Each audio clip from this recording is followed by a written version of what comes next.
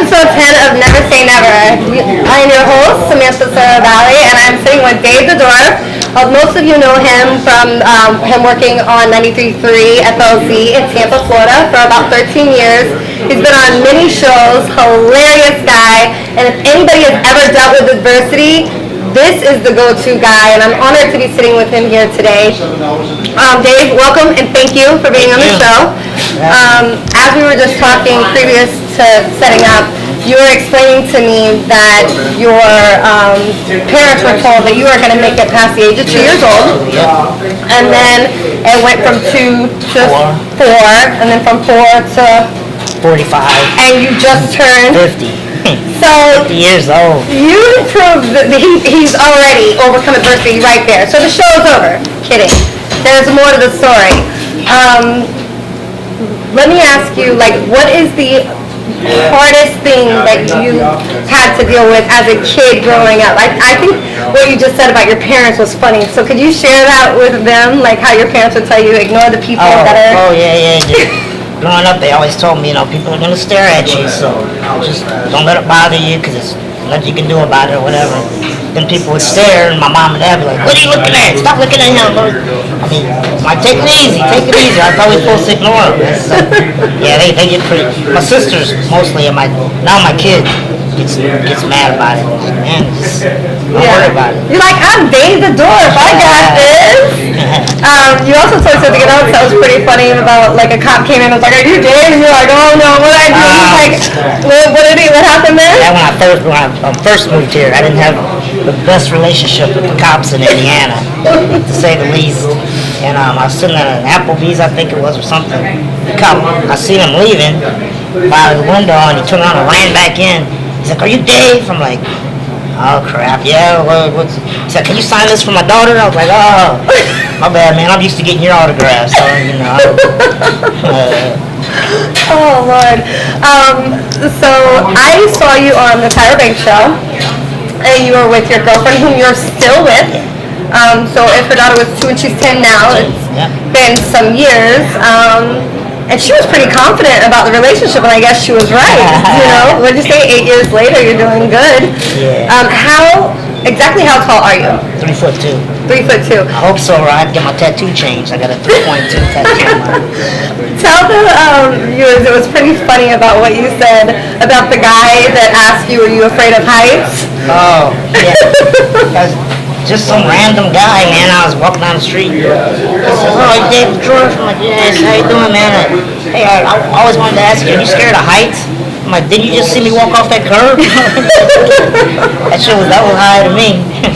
That is so funny. What else did I notice about you? I saw you do the sing-a-gram. Yeah. That was sweet. I liked that. Singing's not my thing. Yeah, no, you did a really good job, and the woman was so like, oh my God. How did they convince you to do that? My hourly rate they gave me. I got paid to do that. I've done all kind of crazy stuff like that. I used to every year take somebody to the prom, and usually it'd be a overweight girl or not popular, and she shows up with Dave The Dwarf at a prom, and everybody's like, trying to be her friend. I'm like, could you back up? We're having a date here. So see, guys, he even looks at how can he help other people, and you would think he'd be the one dealing with adversity. And then you also said, when I asked you, because your brother is 6 foot, about 6'1", about 6'1", and I asked you, was there ever resentment there? And you said it was actually reversed, if I'm not mistaken. Yeah. And what was it there? I never got teased and stuff, but my brother and sister's friends would come over. They'd always want to play with me or hang out with me or whatever. Man, my mom and dad will tell you to this day, they were harder on me. So I would have manners and everything, because they're like, you're going to have enough problems and kids not liking you or whatever. So at least I want you to be polite and So what happened to those manners? Where did they go? Where did they go? I'm kidding. What was it else that you said about the baby when she was younger?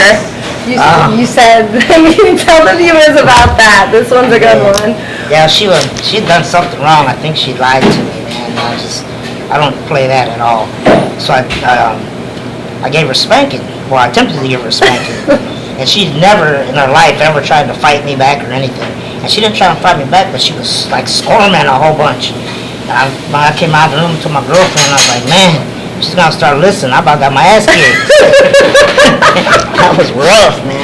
And then I believe there was one time where they were having some adult time and they sent the kids outside. Yeah. She's like, what about him? Why does he get to stay? So it's really cool how you've overcome all this and you just made it into, if I'm not mistaken, your girlfriend said even on the previous show you were on that when you go out, people just want to stop you and get your autograph and, you know, how is that? Is it sometimes frustrating? Not really. I mean, it's not like Brad Pitt every step I take, you know what I'm saying? Right. It's funny, my daughter that lives in Indiana when she was a lot younger, he was visiting me and we were going to the movies in the mall and somebody came up and it used to annoy her, you know, this is my daddy and let me have some daddy time. They're like, oh man, are you Dave The Dwarf? And I'm like, yeah. She's like, here we go. Like, is that your daughter you talk about in Indiana? I'm like, yeah. Oh man, can we get her autograph? And she's like, oh, I only sign in blue. If you have a blue pen, I'm like, because I only sign in red, but it's no reason just because my favorite color is red. Yeah. So if you ever get an autograph that's in blue or black or whatever, that ain't me.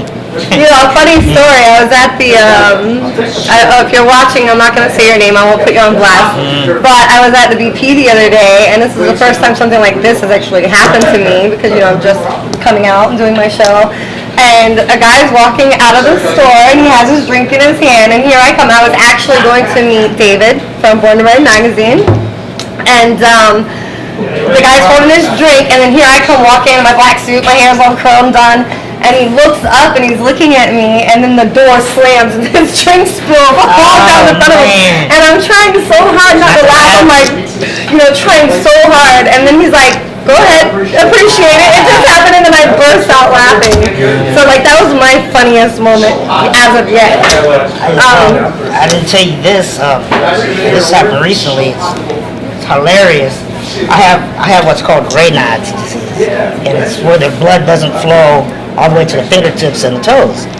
And I mean, my fingers some mornings would just be like white like this, so the doctor gives me Cialis for it. And I'm like, no problems there, I don't need Cialis. He said, no, the pill doesn't know where, it just makes your blood flow. So me and my girlfriend at the grocery store the other day, and I just had on a pair of boxers and a wife beater. She's pushing me in my wheelchair, and we're on the cereal aisle, and she's like, David. I'm like, what? She's like, and I looked down and I was like, oh man, she bent over for Captain Crunch, what do you want me to do? I had to ride around the whole grocery store with a bag of potatoes on my lap. I knew this was going to be a tough one. You stumped me on that one. I'm at a loss for words, guys. So he's not only funny, he's not only very secure in himself and what he does and confident. He has a family, he's a father, he's a businessman, he's about to be a grandfather. And he stands up for what he believes in. You also sued the state of Florida, so a lot of people weren't happy with you. But you gotta tell him it's for dwarf tossing. It doesn't. For dwarf tossing, he sued the state of Florida.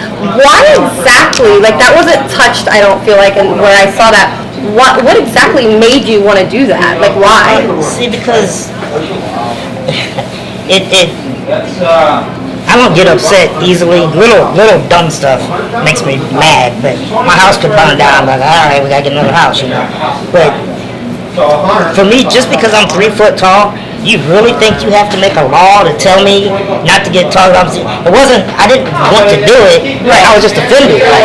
Like, why do you think I'm that dumb that you got to tell me that?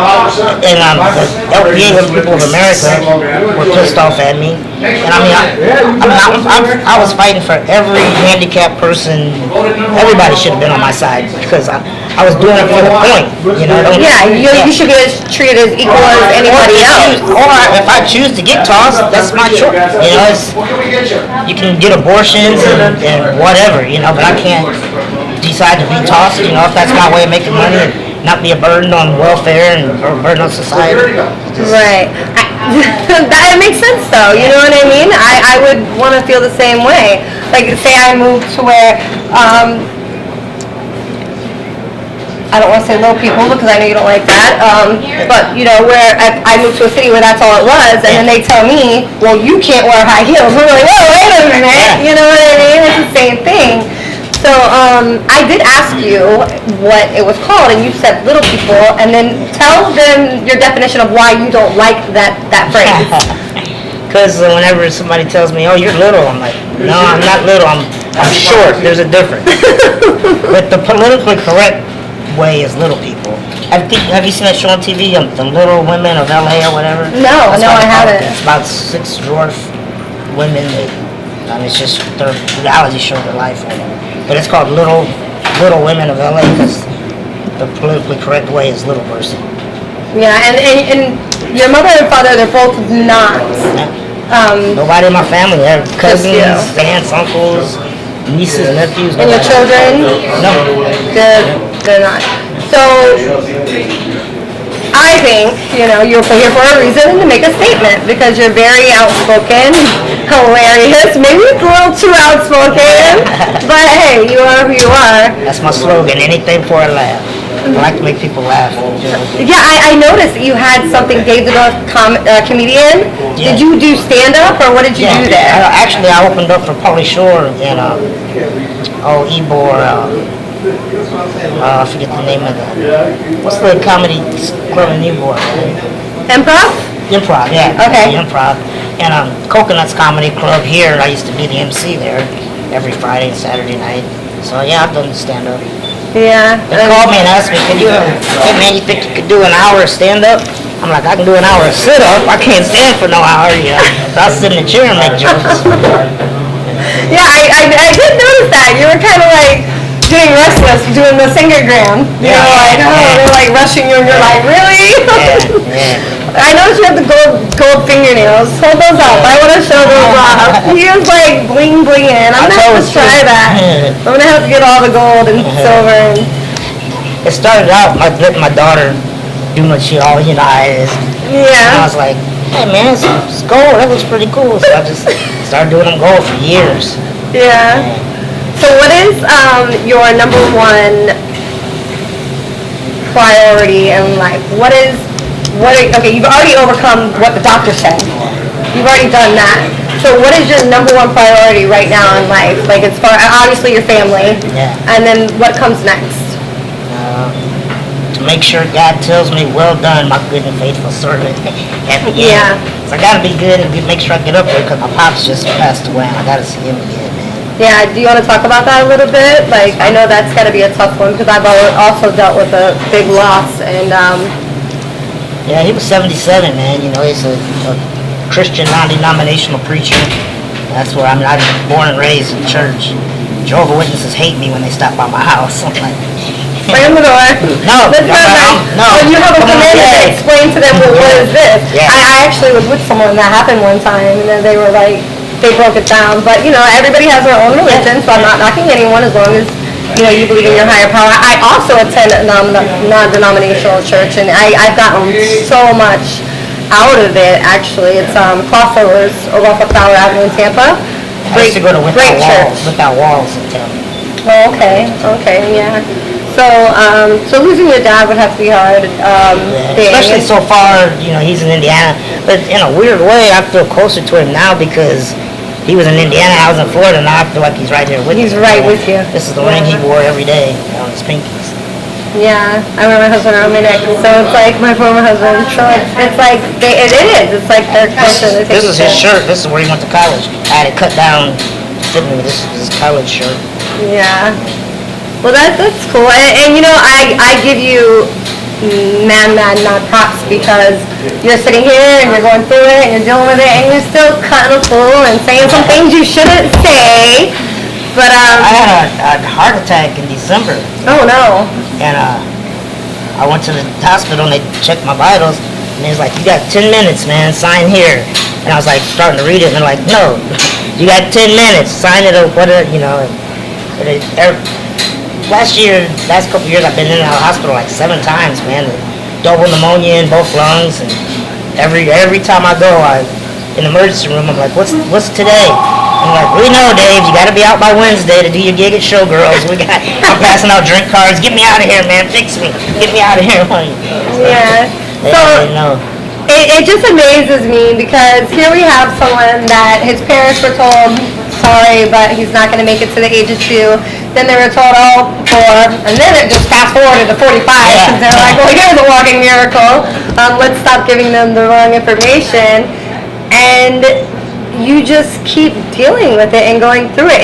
And the best part is my favorite. He brings the negative and turns it into positive, or what some people could say is negative.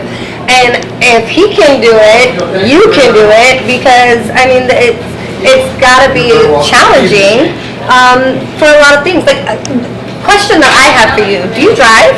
Not anymore. I used to drive a 79 Cadillac Seville. And they have special equipment and I have hand stuff. controls on mine. Oh, okay. To go and push it down the stop. I need some hand controls. Sometimes I use 2 feet. I do. I don't know why. I'm used to stick shift maybe, so I use the 2 feet. I was gonna tell you when I was 4th grade, I had to go to this clinic where in St. Louis, and they did all these tests on. This is when I found out that the oldest living dwarf like me is 45. They did all these tests. Oh yeah, we didn't even touch that. Let me explain that to him. The oldest living dwarf with his condition exactly in history was 45 years old. And remember, we just told you he just turned 50. So another walking miracle, grace from God right here. Continue the story. I apologize. So in 4th grade, I went to St. Louis to this clinic. They did all these tests on me and X-rays and stuff. And that's how I found out how rare. They said 1 out of every million children born in the United States is a dwarf. 1 out of every million of those dwarfs is the type I am. And they was trying to see if I was eligible to get these shots to make me grow. And they said, we've never tried them on a dwarf of your type. We can give them to you, and they might make you grow, or they might make just your arms grow, or just your legs grow. And my dad's like, nah, man, we ain't But I tell everybody, I grew, I can't show you where, but, they just, it worked. Okay, next subject. As I said, very outspoken. He's a comedian, funny guy. Take it for what it is. He's full of life. So, we talked about God. I did the same thing. I put God, put me in your will, put me in your will. And you're obviously blessed. I mean, not in that area, but in the areas of life, because you mentioned that very many times, so I thought I would stop you before you did it. So what are your future plans? You're going to be a grandfather. You're still raising your daughter. Yeah. Trust me, I have 3. I know old school all about it. What suggestion would you give to that person that's sitting out there that is saying in their mind, I can't because I had a rough life, or I can't because I've lost everything, or I can't because I lost a loved one? What advice could you give them to help them believe in themselves, to know that they can? Well, first of all, if you're sitting there saying I can't, you can't. It's not gonna happen. But I mean, I don't know, man. My glass is always at least half full. It's like I said, you come to an obstacle in life. It can't be, can I get over it? It's how do I get over it? It's all about your attitude, man.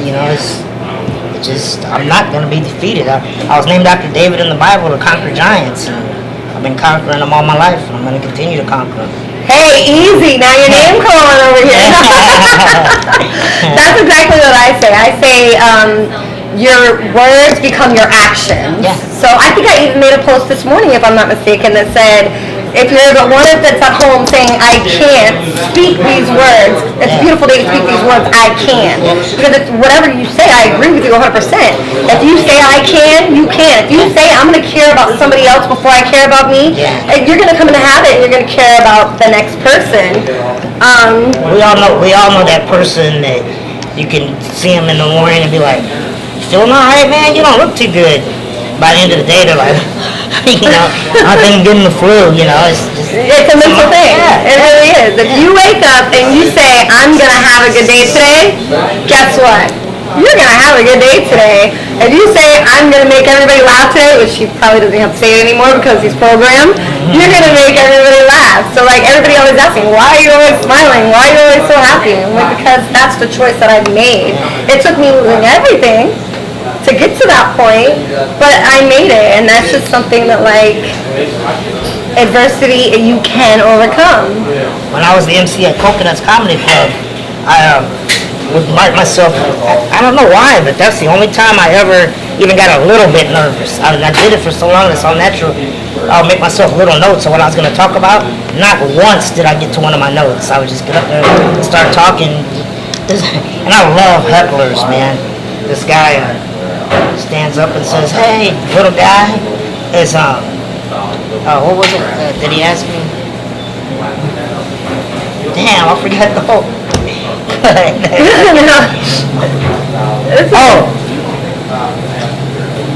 Oh man, I just drew a total blank. Anyway, he was just basically... Yeah, and this one time I was telling the story, I said I saw him a little bit late, but my girlfriend, she was just sitting at the table, she hardly ever goes to my gigs with me. I said, my girlfriend is an animal lover. I'm not an animal hater, but I'm just not into animals. We were driving here and there was a little skunk that got hit and was on the side of the road. She stopped to grab it. She says, man, he's real cold. How do I warm him up? I said, just sit him right between your legs, man. He'll get warm. She said, well, what do we do about the smell? I said, just plug his little nose. and she jumps up. Oh, that's just, I'm like, nobody knew it was you. He jumped up. Man. Oh my goodness. Alright guys, here you have it. We're sitting here with the one and only Dave The Dwarf. You're never going to meet another guy like him. I know I'm not, because he is just like, I usually have my cue cards, because, you know, I screen people and then I'm like, I want to make sure to remember, but after screening your stuff and talking to you beforehand, I was like, I'm not going to need cue cards for this one. This one's going to flow naturally. I can tell you are genuine. He's real. And that's how he's so happy, and that's how he overcomes adversity.